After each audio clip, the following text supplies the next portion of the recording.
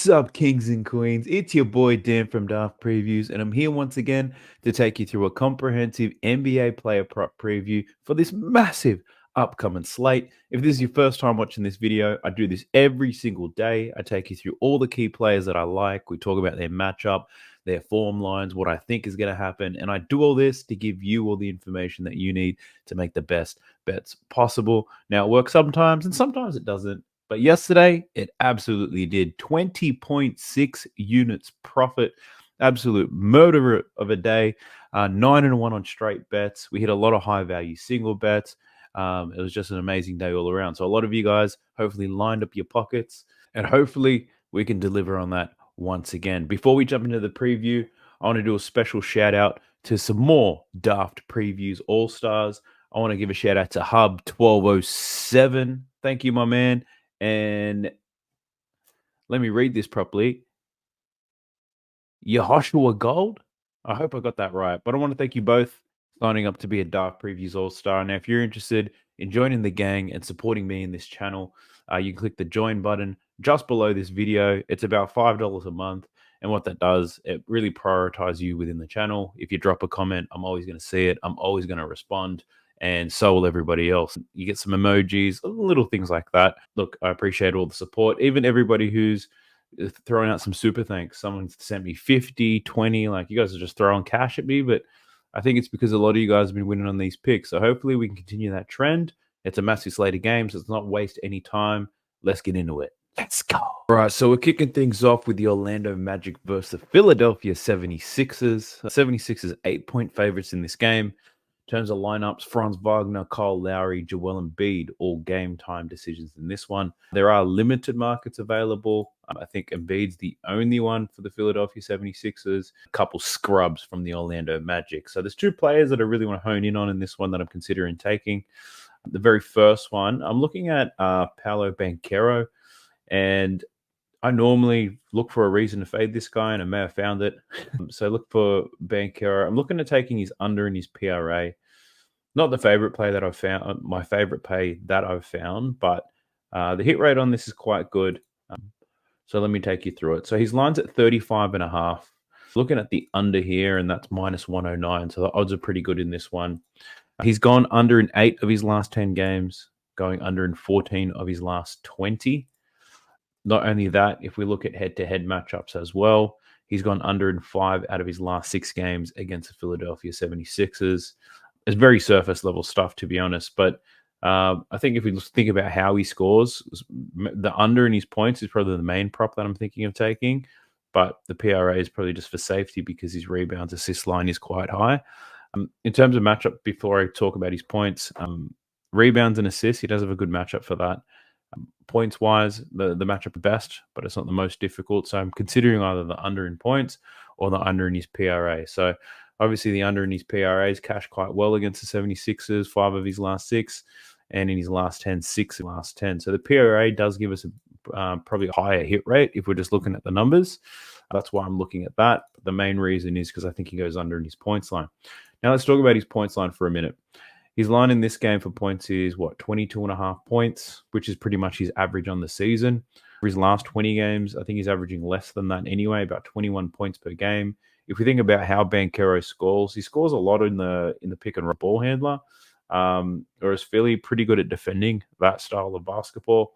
Where they are probably a little bit weak is on the transition side of things, and Banchero perfectly capable to get out in transition, although a large percentage of his points come from the pick and roll. So I don't think he scores points. I don't think he scores 35.5 PRA. So I do like the under on that one. I don't know how much I love it, but I'll be researching that a little bit further before I make my final picks. The other man I'm looking at betting on in this game is Joel Embiid because, look, I don't know if you guys have seen Joel since he's come back from injury, but he looks gassed as fuck. He looks tired as shit.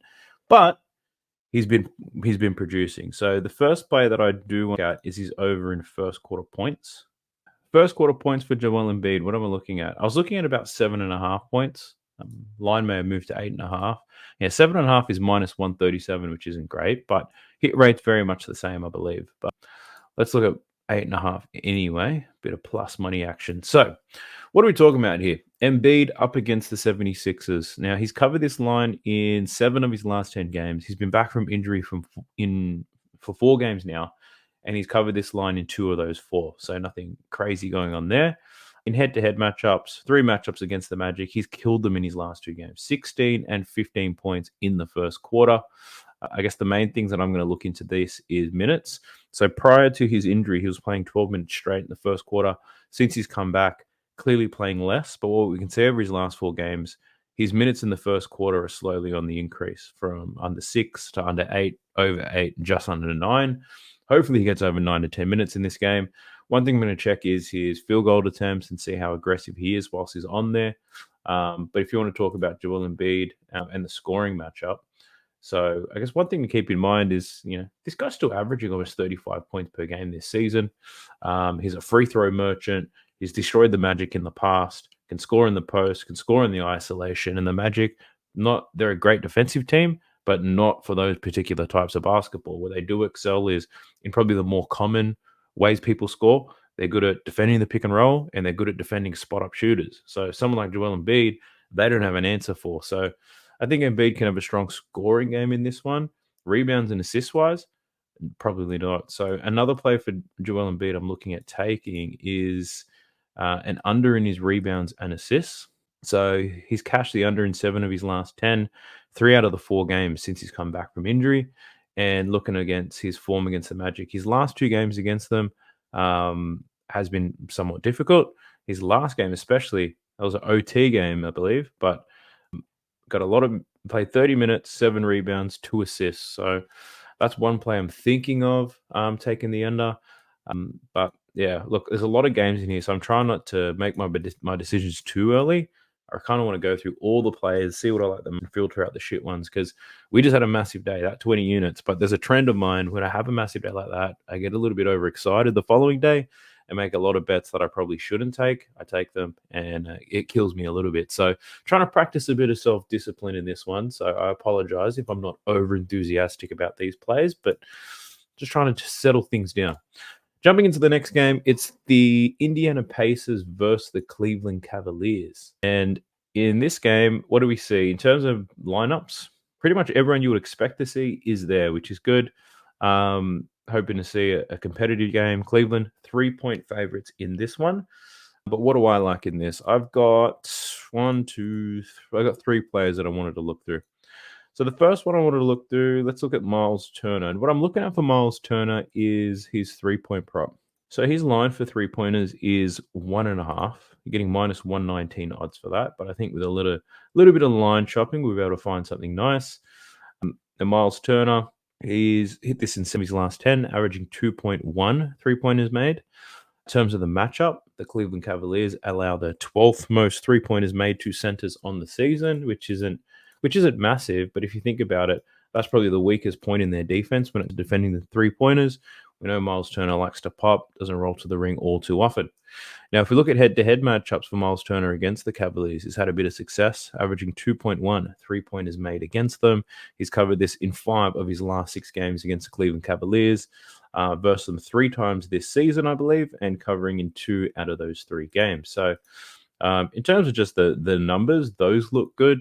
I guess if we think about play type and the style and how Turner scores a lot of his points, he does score a fair bit of his points as the pick and roll man. He does score a bit as a spot up shooter as well. So I'm not hating the pick here for Miles Turner. It could probably get a little bit sweaty. What I'm going to really do is analyze his attempts. So against Cleveland in these 5 games, 4.8 attempts per game. In his last 10 games, averaging 5.1. So I'm thinking if he can, maintain that, take 5 to 6 3-pointers in this game, good chance of us cashing. So again, I think I'm not super excited by this bet, but if I had this opportunity to play this bet 100 times, I think I could hit it 60% of the time. So that's the first one, Miles Turner. The next one I'm looking at is Karis LeVert. So looking at Karis LeVert's points, really. Let me get that up for you. So, Karis LeVert, his points line in this game is 13.5. Now, his recent form is quite good. He's cashed this in 5 out of his last 6 games. What I was a little bit concerned with when I first looked at this was, but, the Cavs are fully healthy. Donovan Mitchell's back, Evan Mobley's back, Jared Allen, Darius Garland. So, Karis LeVert settling back into his six-man role. So what I've done is I've looked at his numbers, Jared Allen, Garland, Donovan Mitchell, and Evan Mobley in the lineup. So check this out. His line's at 13.5. Now, if we're looking at more recently how it's gone, it's probably been 4 games since they've all been back in the lineup. These 4 games here, and he's cashed in 3 out of those 4 games, 13.5 points. So his production has been quite good despite all those players coming back from injury. In terms of the matchup, it's a good one as well. The Pacers do allow the 6th most points to shooting guards on the season. Looking at head-to-head form with Mobley, Garland, and Mitchell, Karis LeVert, he's covered this in 2 of his last 4 games against the Pacers. So the games he's gone under are 13 and 12 points, so not very far at all. Field goal attempts, we're looking at about 12.5 over his last 5 games, taking about 10.6. Field goal attempts a little bit down, but that's dragged down by one particular game against Cleveland. So I don't mind this here for Karis LeVert. In terms of how he scores, it's perfect. The Pacers, they are the worst team at defending pick and roll ball handlers, and that's how Karis LeVert does score a lot of his points. I think the risk in this bet is that Darius Garland and Donovan Mitchell obviously play a similar style. So any of those 3 guys could have a strong scoring game, but I'm trying to combine the way that they score with the numbers that I see in the trends. Karis LeVert probably has the more recent trends when it comes to scoring, but I am taking note that Donovan Mitchell did have a good scoring game in his last one, so that could make me a little bit hesitant. But I'll look into the Karis LeVert play a little bit further. The other play I'm considering here is for Jarrett Allen, and I'm looking at taking his under in his PRA. So with the line set here at 31.5, it's moved to 30.5 now, which is not good. So yeah, it opened at 31.5. It's moved to 30.5 already. So someone must have broken into my mind and tried to figure out what's going on here. But let's look at the numbers at 30.5. He's averaging 28.8 PRA in his last 10 games. He's only gone over in 4 of his last 10, meaning he's gone under in 6 of his last 10. In head-to-head matchups, 3 out of his last 6. So nothing crazy is going on there. But I did a very similar exercise, and I looked at what are his numbers like with Donovan Mitchell, Garland, and Evan Mobley in the lineup. And what we can see is in head-to-head games against the Pacers, he's gone under in 3 of his last 5. He's gone under in his last 2 games with all those guys in the lineup. If we look at his last 5 games with all these guys in the lineup, he's gone under 30.5 in 4 out of those 5 games. So averaging 27.4. If we look at the matchup, he does have a difficult matchup to score some points. Miles Turner could potentially slow Jarrett Allen down in this one. He does have a good matchup for assists, and I know he's capable of that. So I was thinking maybe just the points prop could be a good under, 17.5. He has been getting quite close to that, though. So I think the line is just about right. I would lean to the under in this one.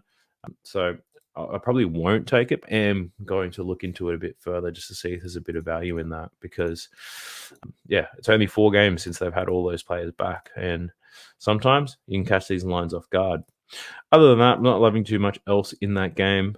So let's get into the next one. It's the Brooklyn Nets versus the New York Knicks. Now, just took Jalen Brunson to score 30 and to score 35, which he did. Jalen Brunson is on fire at the moment. So let's have a look at Jalen Brunson real quick. I don't think I'm going to take the bet here for his points, but let's talk about it because his recent form is insane. So you can see it there. Last 5 games, check it out. Last 5 games, he's averaging 39.4 points per game, which is absolutely crazy. In terms of the matchup, Brooklyn Nets, it's a good one. They do allow the 6th most points to point guards on the season. I mean, they pretty much have been poor at defending that all year. If we look at head-to-head matchups, Jalen Brunson has only covered in 2 of his last 7 against Brooklyn. He's played the Brooklyn Nets 3 times this year, and he scored 16, 30, and 17 points. So that's why I'm a little bit hesitant to take it. Jalen Brunson scores a lot of points at the free throw line and as a pick-and-roll ball handler. The Brooklyn Nets are somewhat decent at defending those, pretty poor in isolation. But yeah, I know his recent form is crazy, but if I take his over in points and he doesn't cash, and I know he has gone under in 3 straight games against the Brooklyn Nets, I'll kick myself in the face. I just couldn't do that to myself. But if you do take Jalen Brunson, I can definitely understand why. His recent form is crazy. The minutes are there, field goal attempts are crazy. He's taken a whole lot of shots. Wouldn't hate you for taking that pick, but I don't think I'm going to take it.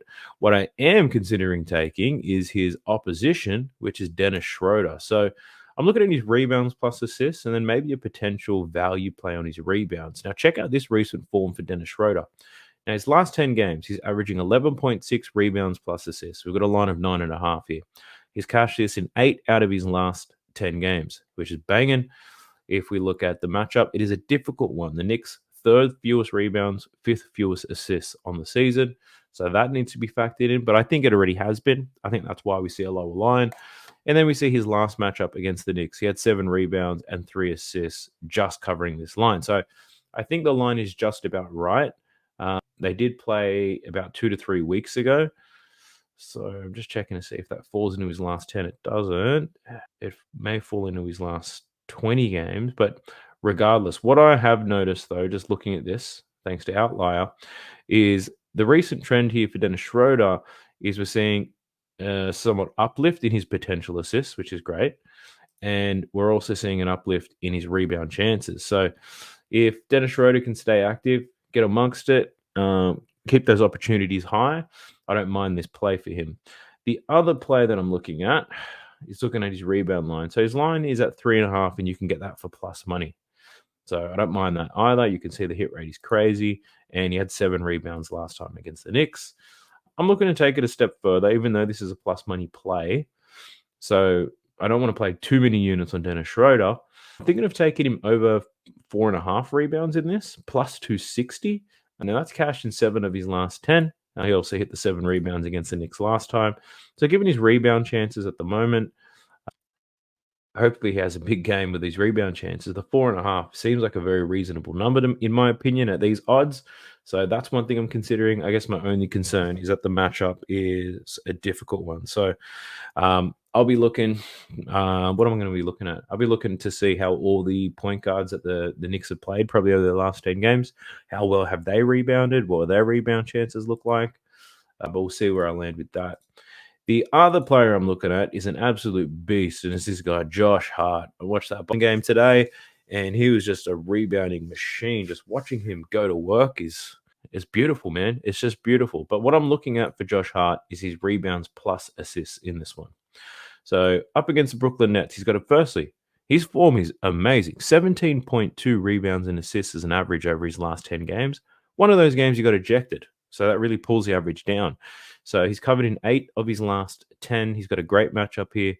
The Nets allow the second most rebounds and the 10th most assists to small forwards. If we look at head-to-head matchups, he's only covered in 2 out of his last 5. He's versus the Brooklyn Nets 3 times this season. He had 16, 6, and then most recently 18 rebounds plus assists. I think the pivot for this is probably just his rebound line. That's only at 10.5. I honestly probably might take the rebound line, but the hit rate in his last 10 games is lower. It's only 5 of his last 10. But if you look at his rebounds plus assists, that jumps up to 8 out of his last 10 because he has had some good assist games to make up for the games where he hasn't rebounded quite well. So this is one of the main reasons why I like Outlier, man. I swear, my hit rate, I did a live stream with Josh from Land Your Bets today, and he was asking, did I change my strategy? And I told him I haven't changed my strategy. I just started using Outlier in February, and it presents the data like this to me, which on other tools that I may have used, I wouldn't have been able to find this play. I would have looked at his rebounds, I would have looked at his assists, but not being able to see them together is probably one of the biggest wins that Outlier has. So, yeah, I'm looking at taking rebounds plus assists. The hit rate is awesome. I just need to dive into the odds a little bit more, do some odd shopping to see if there's something better out there.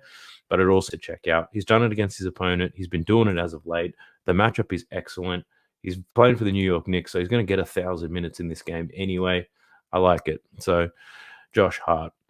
Other than that, they're the only plays that I really like within this game. So let's get into the next one. It's the Charlotte Hornets versus the Boston Celtics. The Boston Celtics selling right now. They should just shut down everybody until the playoffs start. But Drew Holiday and Porzingis are game time decisions. Grant Williams and Nick Richards game time decisions for the Charlotte Hornets. Now, in this particular game, I'm only looking at one player based off the lines and stuff that are available. And I'm looking at Brandon Miller. I don't mind his points prop here, 18.5. So He's cashed this line in 8 of his last 10 games, averaging 22.2 points per game. He's played the Celtics twice this year, scored 9 points in one game, then 19 the following game after that.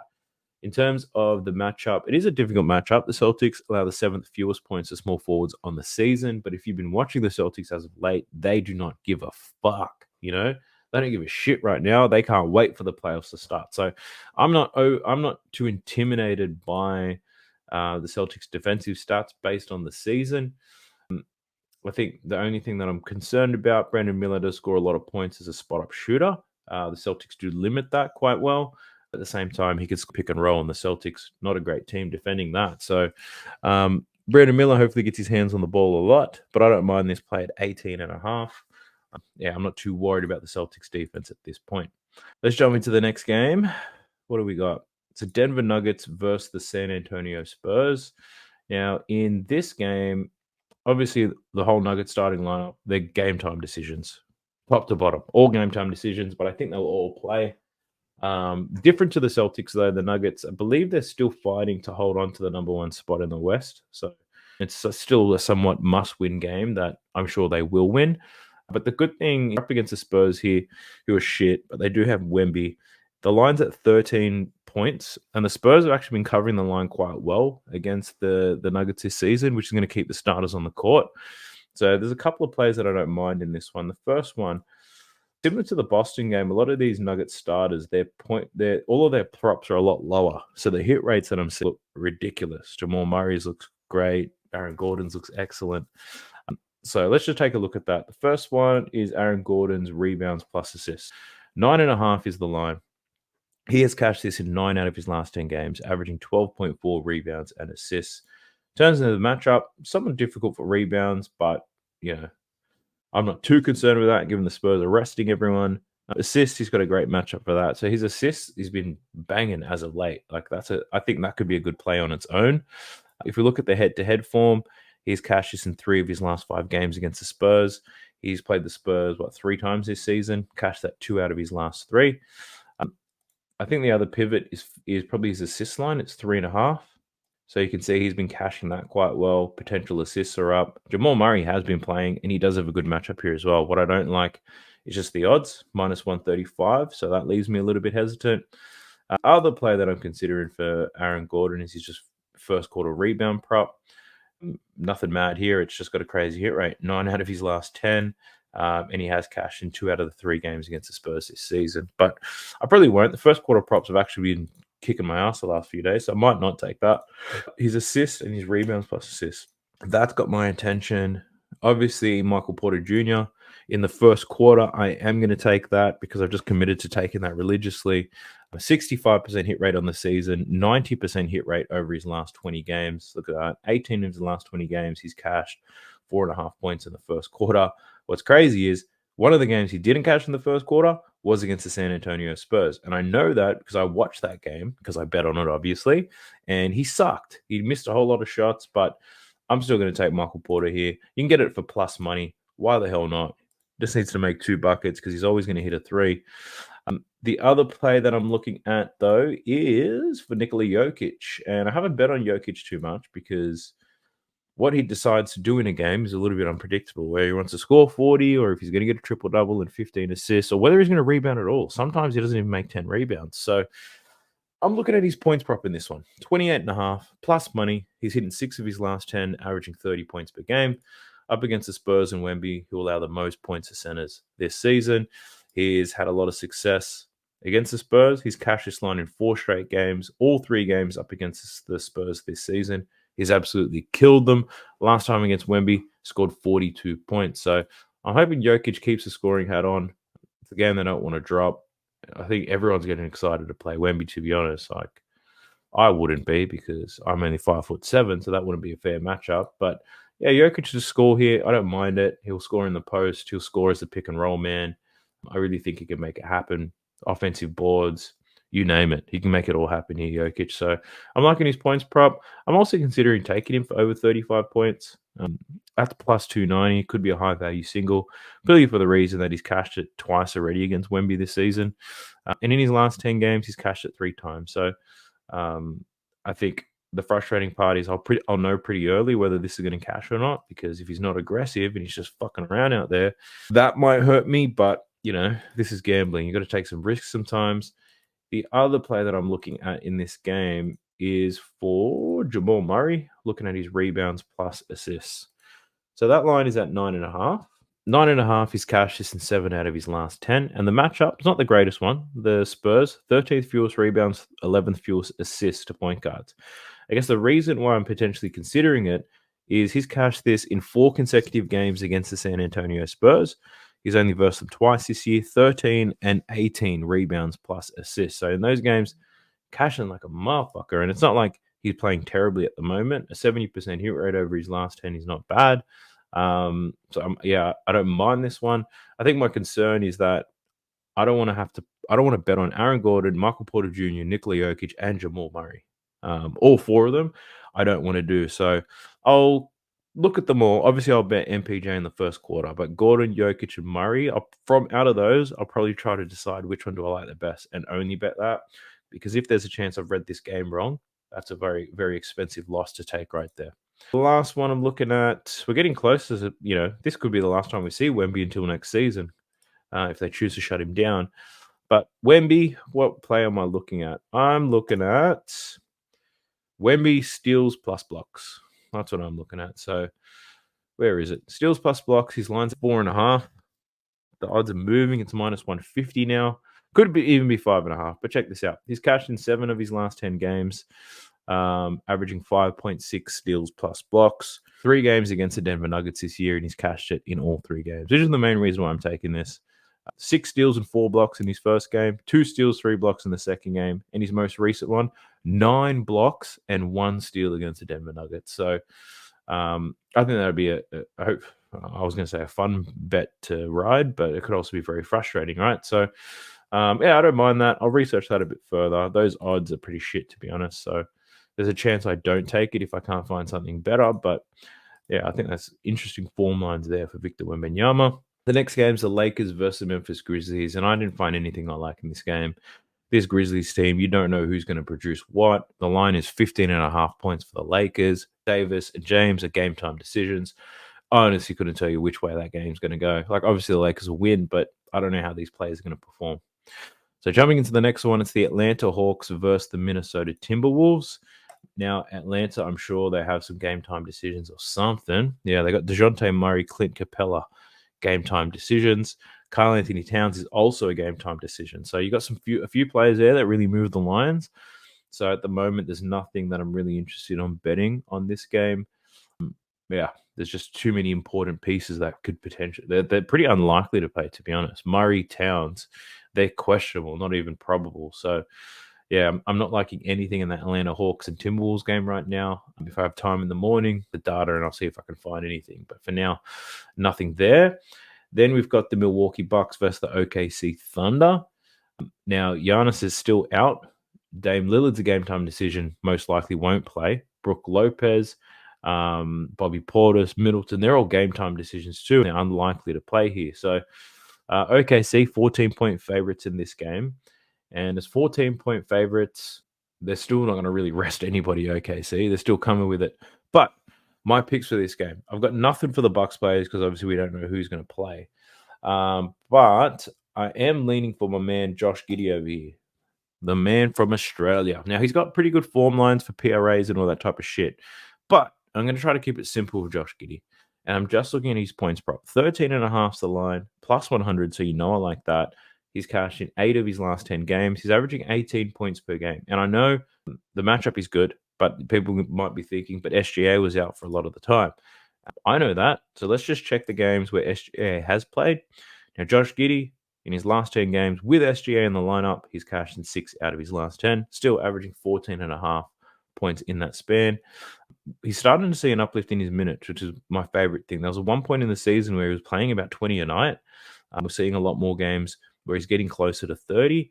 And in games like this, I feel like Josh Giddey just really seems to excel for some reason. It might just be a me thing, but let's quickly check this out. In games where they've won by 15 plus points, let's check it out. Josh Giddey, in his last 5 games where they've won by 15 plus points. So looking at after March, So in the last 5 to 6 weeks, Josh Giddey averaging 16.6 points per game when they win by more than 15. So I don't mind that for Josh Giddey. And I'm also looking at potentially taking a high value play for Josh Giddey. I feel like 20 points is doable, but I don't, I guess, love it to death. He has cashed in, 5 out of his last 10. But he hasn't cashed it before against the Bucks. You can see 19, 18, and 15 points. So he's covered his regular line against the Bucks before, but not this extended line that I'm looking at. I'd look at Bet365, and they're actually offering odds. I think it's 17.5 or 18.5. I might look at that, but the 17.5 also looks good at plus 260. So I'll see what I can find on the Sportsbook after I research that further. But Josh Giddey, I don't mind him. Other than that, nothing in this game, nothing else that I like in this game because of all these Bucks fuckers. We then have the Raptors versus the Miami Heat. Now, scroll on the board. What do we have? Terry Rozier's a game time decision, as well as Gary Trent Jr. and Bruce Brown. The main plays, there's two or three players that I like. There's 3 players I like in this game. The first one, and I feel like I really need to investigate this one further because the numbers are this screen goes too green for me. I feel like I'm missing something and I haven't figured it out yet. RJ Barrett points prop. His line's at 19.5. Outliers calling this a plus EV play. He's cashed in 9 of his last 10 games, averaging 23.5 points per game, which is just ridiculous. In his last 20 games, he's hit this line in 16 of his last 20. And he doesn't seem to be on a minutes restriction. Played some the last few games. So I'm struggling to comprehend why this line's only at 19.5. Last time he played Miami, I know Miami are a pretty good defensive team, but he scored 26 points against them. I do know that. It was a 24-point blowout win for the Toronto Raptors, which is unlikely in this game. The Heat are 13-point favorite, so maybe it's that. The Heat expected to clobber the Raptors in this game, but it's weird. He's still going to get his opportunities. After Miami scores, Toronto are going to have a chance to score. Like, that's the game of basketball. So 19.5 points for RJ Barrett. That's one thing that I'm looking at. If it all checks out, what else am I going to be looking at? I'll look at his first quarter. I'll do the trifecta. RJ Barrett, first quarter points. Scored 8 points in the first quarter last time against Miami, and he's covered it now in 5 consecutive games. So could play that. And then the other one is could look at RJ Barrett for 25 points. Plus 270, 4 out of his last 10 games, and obviously he cashed it the last time against the Miami Heat. But I feel like this is too good to be true. I think any casual bettor could find this pick for RJ Barrett. So I'm a little bit hesitant for that because if it's that obvious that anyone can find it, the sportsbook probably knows something. So yeah, I'm a little bit hesitant on that. The other player I'm looking at is Tyler Hero, and I'm looking at his rebound prop here. The line is at 4.5. In terms of the matchup, the Raptors, 11th fewest rebounds to shooting guards on the season, and it's because they do leak it to small forwards and centers. So there's a chance Jimmy and Bam could have big rebounding games, but Tyler Hero, he's really been getting it done lately. Check it out. He's covered in 8 of his last 10, 6 consecutive games. In head-to-head matchups, 3 out of his last 4 games against the Toronto Raptors, averaging 11.5 rebound chances per game. Over his last 10, only getting 8 rebound chances, so I need to investigate that a little bit further to see what's up. So that's for Tyler Hero. And then the last play I'm considering here is Emmanuel Quickly, points and assists. So this guy's been producing quite well as of late. Despite the Raptors losing every game, he's been putting up some stellar numbers. Check it out. The line is 25.5. He's averaging 30.9 over his last 10 games, covering in 7 of his last 10. He's also got a good matchup here. A lot of easy matchup for an assist, and his matchup for points is not a bad one. So I do like this. In head-to-head matchups, he's covered this in the only game against Miami since joining the Raptors, but I'll check the numbers to see how else he's performed against him in the past. So 17-9 in that last game.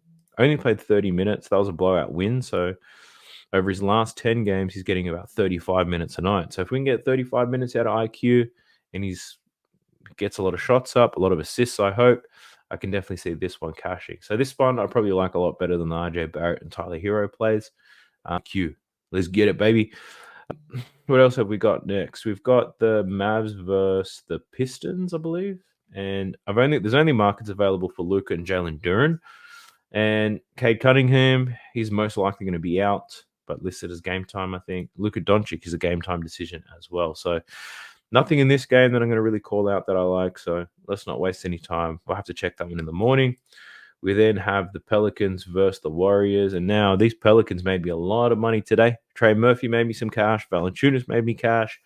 And CJ McCollum made me some cash as well. So I was thinking, do we just run it back? And Trey Murphy. So we hit the 3-point ladder. 4 and 5 3-pointers made for Trey Murphy today. So that was pretty good. I was considering it again, but the odds have come in. So now his line's at 3.5 for minus 105. So I don't really love that. He has done it well in his last 2 games, though. The matchup is not ideal. Like the Warriors do give up 3-pointers, but not so much to shooting guards on the season. So that leaves me a little bit hesitant. The back-to-back factor doesn't impact me too much, but he does have a good matchup here. The Golden State Warriors, I think they give up they're in the bottom 10 when it comes to spot up threes allowed. And that's how Trey Murphy does score the majority of his points. So yeah, I'm not too concerned with that. In head-to-head matchups, he did cash in his last 2 games against the Warriors as well. 4 3-pointers in each of those games. His volume is great. 3 consecutive games now with 10 plus 3-point attempts from Trey Murphy. So I think that checks out. I don't know. I'm not too sure. Do we take the 4? Do we take the 5? Or do we just, yeah. I'm a little bit hesitant. I don't have the same feeling, to be honest, just to run it back with Trey Murphy. But some of the data does check out there. So I wanted to share that with you. The other one is CJ McCollum points plus assists. Now, I've probably taken this like 3 or 4 times in a row, it feels like. But if it keeps cashing, do I stop betting it? Like, check it out. He's cashed this in 5 consecutive games now. 31.5 is the line. He's averaging 36.2 points plus assists over his last 5 games. The matchup against the Warriors is a pretty good one. They allow the 10th most points to point guards on the season and the 7th most assists to point guards on the season. So it's all checking out. He does score the majority of his points on spot up. He does have a good matchup for that. Pick and roll ball handlers does score a few points that way as well. And the Warriors actually limit those quite well. But transition opportunities, getting to the free throw line, I think this is another good matchup for CJ McCollum to score some points. If you want to look at his points line, that's at 25.5. He's also cashed that in 5 consecutive games. So that could be the safer option. 5 out of his last 10 he's hit on. Points plus assists, that increases to 6 out of his last 10. But he does have a good matchup for both. I do like his points prop more than his assist prop, not going to lie. But his assist prop, it actually hasn't been too bad, to be honest. But assist prop, it's better over his last 10. His points prop, a lot better over his last 5. Let me just put it that way. So I'll probably take points plus assists anyway. Let's see how we go. I'll do a bit more research onto that. But yeah, most likely running it back with CJ McCollum. Now, the next game, it's the Rockets versus the Trailblazers. We've only got lines for DeAndre Ayton and Scoot Henderson. So that's not overly arousing. I don't know who's a game time decision yet. RotoWire hasn't really given me any indication, but we'll have to check that in the morning.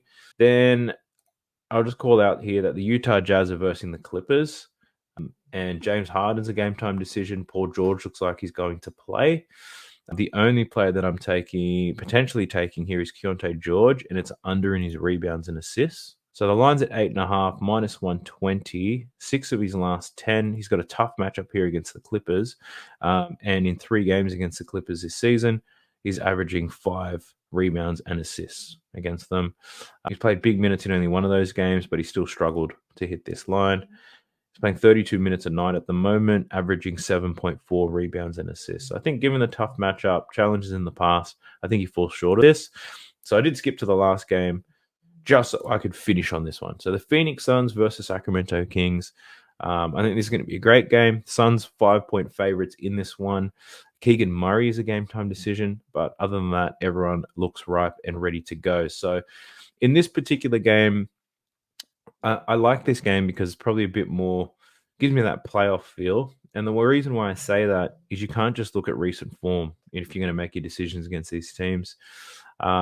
They do play each other quite frequently, like a few extra times throughout the season. So you've got a bit more head-to-head data that you can work with.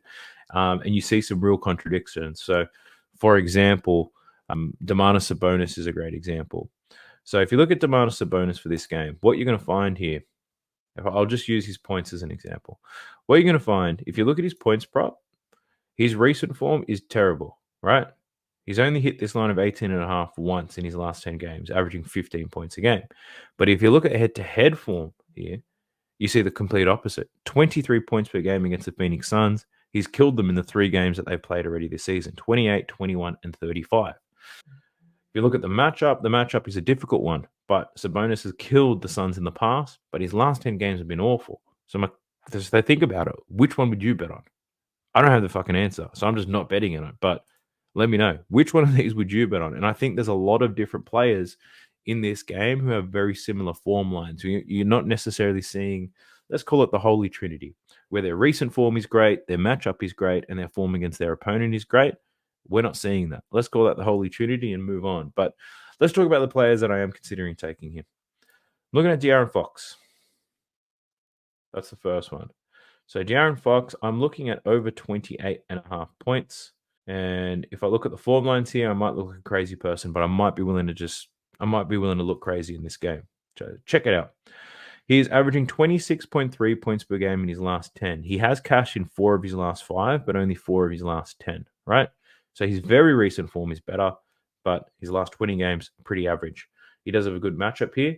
The Suns allow the 9th most points to point guards on the season, which is good for us. They've pretty much been shit at defending them all year. He does score a lot of his points in transition, at the free throw line, and as a pick and roll ball handler. And he's got a pretty good matchup when it comes to pick and roll, and in transition against these Phoenix Suns. So I think he can get it done. He can score a lot of points against them. If we look at his head-to-head form against them, let's check this out. We can see he's cashed in 4 out of his last 8, but he has versus the Suns 3 times this season, 23, 33, and 40 points. So he's played quite well against the Phoenix Suns as of late, and his very recent form is looking pretty good too. I don't mind this for De'Aaron Fox. I think I'd take this up to 30 points. I'd feel confident in taking him at 35 or 40, but definitely at 28.5. I'm really strongly considering it. Now, the other player I'm looking at is Devin Booker, and I've got a script in my mind with how Devin Booker's going to perform. I feel like he goes under in points and he goes over in assists in this game. So let me show you his assists, because a lot of the form lines and the trends, they're all kind of like 50-50, like he's 50 to 60%. So what do we have here? Firstly, with assists, he's hit this in 6 out of his last 10 games, averaging 7.3 assists. Not super convincing. He's gone under in his last games, and that was up against the Clippers. Now, his games against the Sacramento Kings has been wildly different. You can see in 4 consecutive games, he's gone over 6.5 assists against them. His last 2 especially great, with 11 and 9 assists. He does have a good matchup. The Kings allow the 10th most assists to point guards on the season as well. So I do like Devin Booker's assists. If I look at his points, it's almost opposite to his assists. Wildly consistent, 5 of his last 10, 27 points per game. Matchup is difficult. The Kings allow the 10th fewest points to point guards on the season. If you think about how Devin Booker scores his points and in the pick and roll, and those 2 particular styles of play, the Sacramento Kings are actually quite well at defending them. They don't defend spot-up shooting quite well, which is why I think Kevin Durant or maybe even Bradley Beal has a better scoring game. Devin Booker has a ball in his hands a lot. I think he'll be creating more of the offense and not scoring as much of it. Well, that's what I'm thinking in my mind. Anyway, now if we look at how he's played against them, before this season, Devin Booker was murdering them. But now, with Bradley Beal, Kevin Durant in the lineup, 3 consecutive games under this points line against the Sacramento Kings. So that's how I think Devin Booker plays. I think under in points, over in assists, but we'll see where I land after I research it a bit further. I did mention Kevin Durant. Now, he has been, how do I say this? Somewhat average when it comes to scoring the ball as of late. But let's look into it a little bit further. His points line, 24.5. He's cashed in 5 of his last 10, but he's gone under in 4 consecutive games. My God damn. And it's not like he hasn't been trying. Check this out. 3 consecutive games now, he's taking 20 plus shots. But unfortunately, he's in this line because he's shooting quite poorly. This guy is a threat for 50, 40, 90 most seasons, but last couple of games, he's been pretty poor. I'm willing to forgive that because he does have a good matchup here. Kings allow the 5th most points to power forwards on the season. There's a chance Keegan Murray doesn't play as well. And if we look at the 3 games Kevin Durant's had against the Kings this year, he's cashed in all 3, 28, 27, and 28. And I'm hoping he falls around that range This line at 24.5, a couple points too low for me. I'd probably take this up to 26.5. Because what's crazy is in these 3 games where he played against the Sacramento Kings, he was only averaging 15 shot attempts per game. In his last 10, he's taking 19. His recent activity, he's more productive, not more productive. He's taking more shots now than what he does in those Kings games. He's just not shooting it as well. So hopefully he stays aggressive, gets those shots up. And given that he's got a good matchup here against them, hopefully he cashes. If we look at the type of style, the Kings, weak against spot-up shooters. We saw it today. CJ McCollum, Trey Murphy absolutely buried them from deep. Kevin Durant gets a lot of those spot-up opportunities after Devin Booker creates. So hopefully he can make those buckets, get to the free throw line, and cash this bet for us. So that's pretty much my leans at the moment. It's a 15-game slate, so I didn't want to go too crazy with it. I normally count how many leans I have, but it's pretty late. It's almost 12 p.m. here, so I'm not going to fuck around and count the leans. There's quite a few of them, let's just say. Almost 50 minutes worth of previewing picks. Hopefully you guys got something out of it. If you do want to support the channel, obviously use the affiliate links in the video description. Check out Outlier. Get on the 7-day free trial. Fuck around and do this type of exercise yourself. You'd be surprised how easy it is when you use Outlier. I'm not going to lie. Use those links in the video description if you want to support. You can use chuck in some super thanks. You can sign up to be a Daft Previews All-Star like a lot of others have been doing. I get a couple of dollars out of it. Not too bad. But if you do want to ride my bets, they should be in the pinned comment maybe an hour or 2 after the video is uploaded. I'm going to get into the lab research a bit further now. But best of luck to us. Best of luck to you. I'll catch you guys in the next one. Peace. Sub to the channel cause your boy's getting busy. Coming to your line from the west side of Sydney. We've got the free picks and the juice and the daily. It's all free, you don't even have to pay me.